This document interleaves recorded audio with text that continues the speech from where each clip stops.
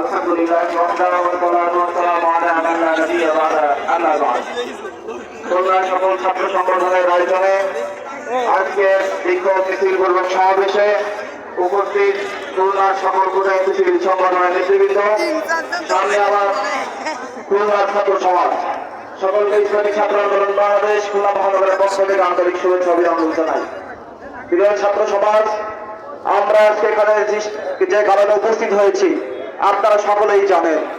মুসলিম সমাজ, মুসলমানদের উপর যে অত্যাচার, নির্যাতন, নিষ্পেষণ চলতেছে, এটা আমরা কখনোই ভালো থাকতে পারি না। সারা মুসলমান, সারা বিশ্বের মুসলমান একটা দেহের নেয়। কোন এক প্রান্তে আমার কোন মুসলমান ভাই বোন যদি অত্যাচারিত হয়, নির্যাতিত হয়, আমি মুসলমান হিসেবে এটা আমার কলিজায় আঘাত হানে।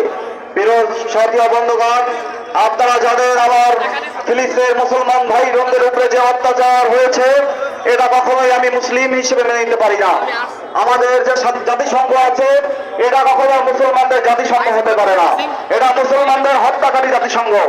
আমরা বলতে চাই, আজকে যেভাবে একতাবদ্ধ হয়ে আমরা রাজপথে নেমেছি, সামনে যত ক্রান্তি, যত সময় আসবে, আমরা সকলে যদি কাঁধে কাঁধ মিলে এই বৈশ্বিক যে সমস্যাগুলো থাকবে, এই সমস্যা যদি আমরা রাজপথে নামতে পারি, তাহলে আমরা কাঁধে কাঁধ মিলে হাতে হাত দিয়ে যদি রাজপথে ঝাঁপিয়ে পড়তে পারি, তাহলে এই মুসলিম বিশ্ব আমাদের থেকে সঠিক সিদ্ধান্ত পাবে, সঠিক দিশা পাবে।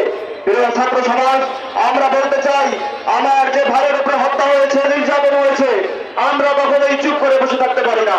আমরা এখান থেকে যাওয়ার পরে সিদ্ধান্ত নিতে হবে। আমার যে ভাই বন্ধুকে যে অর্থ, যে গোলা বারুদ ব্যবহার করা হয়েছে, আমার খবরে টাকা যেন সে তার ব্যবহার না হয়।